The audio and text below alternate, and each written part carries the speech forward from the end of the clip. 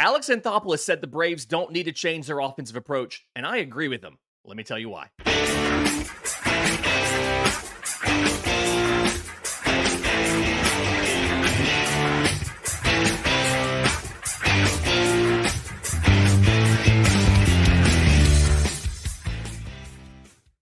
Yes, welcome on in to Braves Today for Wednesday, October 9th. Your home for news, notes, and updates on your Atlanta Braves. I'm your host, Lindsay Crosby. You can follow me on Twitter at Crosby Baseball. While you're at it, you can follow the show on Twitter at Braves_today. And you can find all of our written work, bravestoday.com. That's the Braves Today Substack. And I want to address something that came up last Friday when Alex Anthopoulos talked to me and the rest of the Braves credentialed media about how the season went. And there's been a lot written about this. A lot of people have talked about this on podcasts and things like that. But one of the comments, it came late in the interview. David O'Brien of The Athletic asked, and I'm going to paraphrase here. I don't have the exact wording. I'm going to paraphrase here. This team is built to slug. Have they considered making moves or tweaking the offensive approach to have a more well-rounded offense? And Alex's answer was really interesting because when you listen to what he said, and full disclosure, I had fully intended to play you the audio of what he said. I went back to listen to the quality of it this morning. I recorded it, honestly, using the speakerphone of my phone in the recorder app. I don't think the quality is good enough to use, but I have a transcript. I made a transcript out of it. Here's what Alex Anthopoulos said when David O'Brien asked him if the offensive approach needed to be changed or not. Quote, "A year ago, we had this historic offense. Not a good year or a great year, historic." And for context, Anthopoulos is talking about the Braves tying the single season homer record of 307 home runs and having a team slugging of .501. That was the highest team slugging percentage in history. And that was, again, tied with the 21 Minnesota Twins, who had a juiced ball for most home runs in a single season. Hadn't been done, or only one other team had done it. The one other team is the Twins. It was great. So I hate making excuses because I know at the end of the day, our job is to get to the postseason and win the World Series. Snit says the same thing. He's going to work with what he's given and he'll do his best. But when you take out a guy that won the year before, who is this dynamic, game-changing player, and even Austin at the end, talking about Austin Riley missing the end of the year, and we were better offensively later in the year. But even with Ozzy Albies having to hit right-handed and so on, guys having down years, we're capable of more. I think that goes without saying. And he goes on a little bit more, but in essence, what Alex Anthopoulos is saying is the offensive approach is sound. Part of the reason why we didn't perform this year was the injuries. So a lot of people were frustrated by this. A lot of people have been asking for Kevin Seitzer's head. He's the hitting coach, obviously. I want to today break down what does Atlanta do on offense? How different was it in 2024 from 2023? And why they don't need to change it, despite what Chipper Jones has said. We're not fully breaking down what Chipper Jones said. That's on the September 12th episode of the show. We did address in detail what Chipper Jones specifically said and push back on it. But here's how Atlanta's offense works, okay? Their hitting approach is very clear. They have done this now for multiple seasons. They are built to hit strikes hard. That is the easiest way to explain what Atlanta does. They are very aggressive at swinging, especially in the zone, obviously. Their goal is to swing at strikes with full swings that generate power production, to hit home runs, to get extra base hits. Now, there are some side effects of this. So last year and this year, Atlanta led baseball in swings in the zone. First in percentage of, like in zone swing percentage, which is swings on pitches in the zone. 72.7% last year, 72.9% this year. Now, because they swing so much at pitches in the zone, there are a couple of negative effects from that. And we have to acknowledge it is not a perfect strategy. Negative effect number one of swinging so frequently at pitches in the zone with power swings is one, if you can successfully execute a pitch that looks like a strike and becomes a ball, whether it's an elevated fastball, whether it's a breaking ball that breaks down and away, whether it's something that drops below the zone. If you can a sweeper that starts off in the middle of the plate and takes itself outside, if you can successfully execute that pitch, Atlanta's going to swing at it. Last year, they were ninth in swing rate on out of zone pitches. Just over 33% of the time, Atlanta swung at pitches that were balls. Not all of them, but a good number of them were pitches that started off as strikes and became balls. Most players in baseball end up swinging at pitches like that. Okay. So 33.4%, they were ninth on that.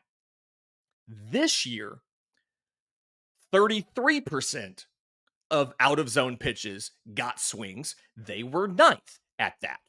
So Atlanta's performance as far as the swing decisions were remarkably consistent from last year to this year. Okay. Another side effect of doing that, and the fact that we now have bat tracking, meaning that we can quantify this now, because Atlanta is swinging for power, they have some of the highest fast swing rates and some of the longest swings in feet in all of baseball. Michael Harris led the team with an 8.1 foot swing length this season. Jorge Soler, 7.8. Austin Riley, 7.5. As a whole, this Braves team leads baseball in swing length. And that is simply a factor of when you are swinging for power, you naturally have a longer swing than you do when you are just swinging for contact and putting the ball into play. They tied with the Cardinals for longest swing at 7.5 feet, but it's a good strategy. Right behind them is a lot of postseason teams. The Phillies are at 7.4, the Astros at 7.4, the Mets at 7.4, whereas at the bottom, it's not all bad, mind you, but the Marlins were worst, 7.2. Like, Atlanta also was right there tied with the Pirates for first in average bat speed, because they are consistently going with G-hacks. They are going with full power swings to generate power. And Braves Comms sends out, before every game, they send us game notes. And it is matchups, milestones, things like that. Yesterday, they sent us a season in review game note page. This is the third season in a row the Braves have led baseball in exit velocity and hard hit percentage and been at the top in barrel percentage. That is all by plan. Atlanta is trying to hit strikes hard. That is what they do. And again, last year, you absolutely saw that it worked. Now, I laid out, there are some flaws with this plan. Again, you swing out of the zone too much and you swing and miss too much. And I can quantify the swing and miss too, but I'm trying to save that for the next point I'm making. What Alex Anthopoulos was saying in the press conference in response to the question from David O'Brien is the injuries impacted the sustainability of that approach. And when you look at some of the numbers to try and quantify that, it bears it out a little bit. Last season, pitches in the zone, Atlanta's contact rate was 84%, which was 24th in baseball. Okay. That's not necessarily, the margins are very small here, mind you, but 24th in baseball for contact in the zone. This year, with all of the injuries and having to substitute in lesser players, and that's not an insult to Whit Merrifield, that's not an insult to Gio Urshela, that's not an insult to Jared Kelenic or whoever, but that is acknowledging that the replacements were not as good as Ronald Acuna Jr., as Austin Riley, as Ozzie Albies, as some of these guys that were hurt, right? The Braves went from 24th in contact rate to 29th. What happened was Atlanta had the exact same strategy, literally exact same strategy that they executed almost exactly the same as last year. But the first reason why it wasn't as successful was because the players that were forced into the lineup in place of other injured players weren't as good. Okay. They were not as effective as the guys they were replacing, which is to be expected. You're not going to replace Austin Riley in September with a player better than him. You are not going to replace Ronald Acuna Jr. in May with a player better than him. You're just not going to. That's not a thing that is going to happen. That is thing one to understand is the offensive approach is very consistent, and Atlanta executed that approach, the things they can control, which is the swing rates, things like that, exactly the same as last year. I'd argue technically they swung in zone more and they swung out of zone less. They technically executed it better this year. Granted, those are fractions of a percent, 0.2% better on in zone swings, 0.4% better on out of zone swings, like fractions of a percent, measure rounded errors, really. But the results weren't nearly as good. And reason one is because the players executing those strategies were not as good as the players that executed those strategies last year. In just a minute, I'm going to tell you the other reasons why that strategy didn't work and why you shouldn't change it. We'll do that next, right here on Braves Today. Welcome back to Braves Today. Lindsay Crosby breaking down the offensive approach for the Atlanta Braves and why it should not change going into next year. And we talked in the last segment about the injuries. And we don't have to keep rehashing the injuries. We all know how injured this team was. Your opening day lineup got 6 innings together all year. Because Sean Murphy got hurt in the 7th inning, left the game, and by the time he was back, Ronald Acuna Jr. was out, and just injuries kept happening. They got 7 innings together all year, okay? We don't have to keep rehashing that. But what happened outside of the injuries is there's 2 things, and one of them was the league adjusting. I addressed this in a previous show. I don't remember if it was late last week. We talked about how the league threw more low fastballs to Atlanta to make it where it was harder for them to, it took later in the flight of the pitch for them to determine if that ball was a ball or strike. Because again, if it's a strike, they're swinging. If it's a ball, they're trying to not swing, but they're going to end up swinging anyway, right? And again, doing G hacks, it is very hard to adjust in the middle of the swing if that ball drops out of the zone. We talked about that last week. I believe it's on Friday's show if you want to go back and look at it. But the other thing here is this team was also exceptionally unlucky, especially early in the year with those swings, okay? So I'm going to go back to the stats the team sent out to the media on Tuesday. Atlanta had 134 outs on barreled balls. And again, I'm going to remind you what a barreled ball is: a combination of exit velocity and launch angle that is conducive to a home run. The minimum is 98 miles an hour. And if you're watching on YouTube, I have a graphic on the screen from MLB.com.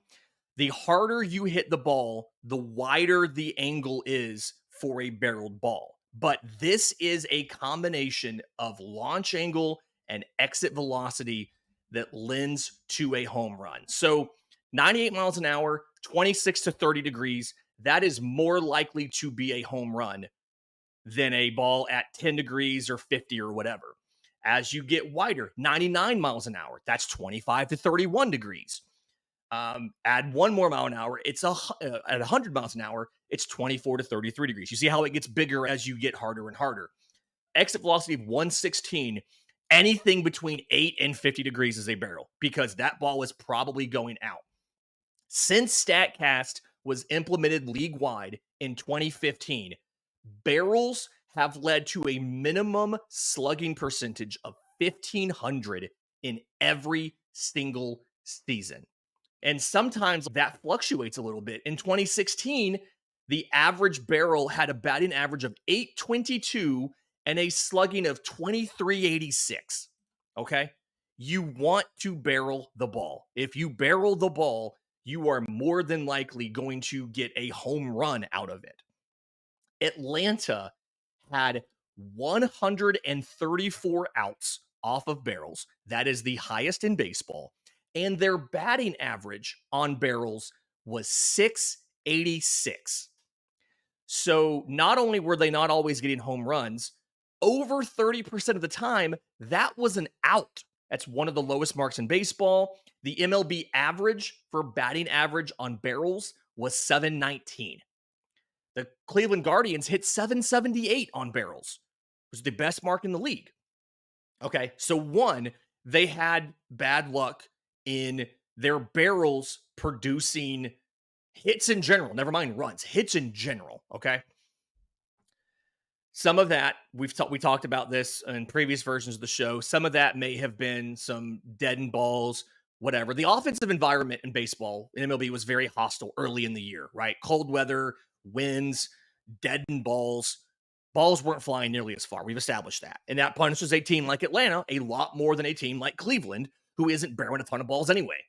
When you just look at hard hit balls, so 95 miles an hour or harder, we don't care what the launch angle was. Atlanta, again, led baseball in hard hit balls, but they made 462 outs on hard hit balls, one of the highest totals in all of baseball. So unlucky. Yes, they hit a lot of hard hit balls, but they also had the worst number of outs, and it wasn't particularly close. You combine that with the fact that soft hits, that's defined by StatCast too, that is 60 miles an hour or softer for a grounder, 70 miles an hour or under for a pop-up. Atlanta also had some of the fewest hits off of soft hit balls. They only got 48 all season, fourth fewest in baseball. So even so even when these replacements weren't making quality contact, they weren't getting the lucky breaks on those that other teams have gotten, right? So Atlanta's offensive struggles, again, approach wise, they did nothing different this year. They were literally the exact same on the inputs this year. Swing decisions, in and out of the zone, length of swing, power swings. They were the exact same last year to this year. The results this year were significantly worse, mostly because of factors outside of their control. Fun fact, Atlanta actually finished with 213 home runs this season, fourth most in the majors. It was just a drop of almost 100 from what they did last year, and a lot of that didn't come until the second half. It felt like when things started, Ramon Laureano joined the team and started raking. Matt Olson got hot in the last third of the year. Felt like a lot of those home runs came later in the year. But they did rebound to go fourth in home runs this year, but still almost 100 down from where they were last year. And it is, two things can be true at once. The offensive approach is sound. I can hear you guys yelling at me now.